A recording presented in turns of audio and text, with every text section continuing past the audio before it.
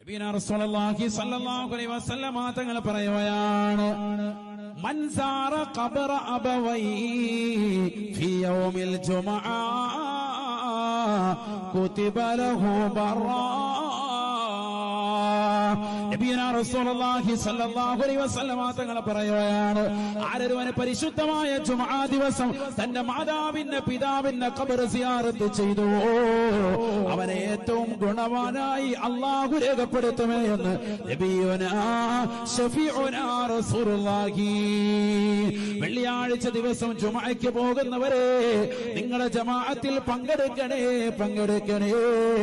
ആ ജുമുഅയിൽ നമസ്കാരത്തിന് ശേഷം വാപ്പയുടെ ഖബറൊന്ന് പോകണേ, ഉമ്മാന്റെ ഖബറിന്റെ സമീപത്തേക്കൊന്ന് ചെല്ലണേ.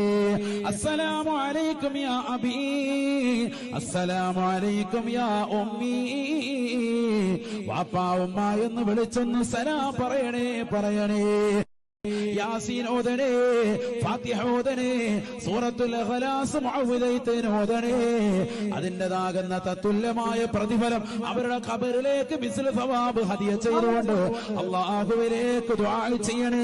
ആ ഖബർ വിശാലമാകാൻ ദുആ ചെയ്യണേ.